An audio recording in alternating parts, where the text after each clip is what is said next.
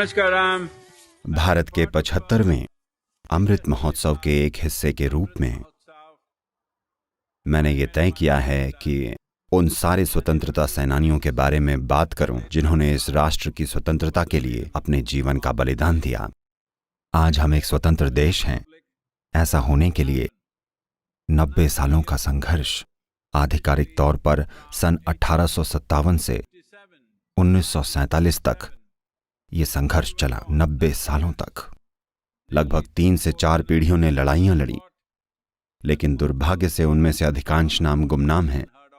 उन्हें सम्मानित नहीं किया गया, उनके परिवारों को सम्मानित नहीं किया गया, उनके लिए कोई स्मारक नहीं है। तो मैंने सोचा कि लोगों के जहन में उनकी याद ताज़ा करूं, खास तौर पर देश के युवाओं के, क्योंकि वो देश जो कृतज्ञता के भाव के बिना जीता है ज्यादा दूर नहीं जाएगा। ये बहुत महत्वपूर्ण है कि पिछली पीढ़ियों ने जो हमारे लिए किया है उनके लिए हम उनका सम्मान करें और आभारी रहें। इसके एक हिस्से के रूप में आज 21 मार्च को, जो कि मिट्टी बचाओ रैली का पहला दिन है, मैं आपको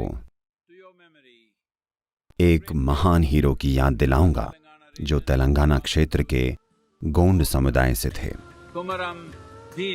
कोमुरम भीम, जो कि गोंड आदिवासी कबीले से ताल्लुक रखते थे और उस जनजाति के पास अपने पारंपरिक अधिकार थे और स्वाभाविक रूप से वो जंगलों में रहते थे और अपने अधिकारों का इस्तेमाल करते थे। पर जब कुछ अंग्रेजी वन अधिकारियों ने इस पर अपनी नाराजगी दिखाई और वो उन आदिवासियों को अपने जीवन यापन के लिए जंगल का इस्तेमाल करने से रोकना चाहते थे, और उसके बाद थोड़ा बहुत वाद विवाद हुआ और उसके बाद से ये क्रूरता के चरम स्तरों तक चला गया, जहां उनमें से कई आदिवासियों की उंगलियां और हाथ काट दिए गए।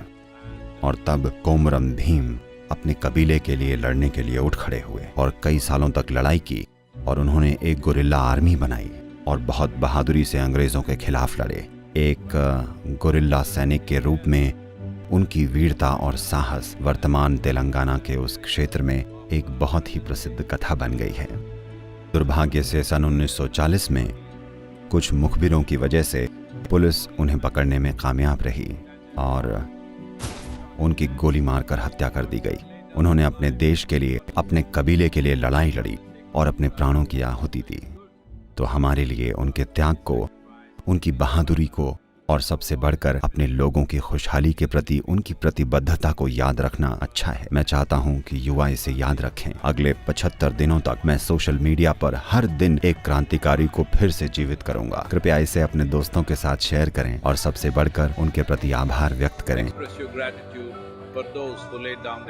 जिन्होंने अपनी जान की आहुति दी, अपनी जवानी कुर्बान की भारत को वो बनाने के लिए जो वो आज है। आपका बहुत बहुत धन्यवाद।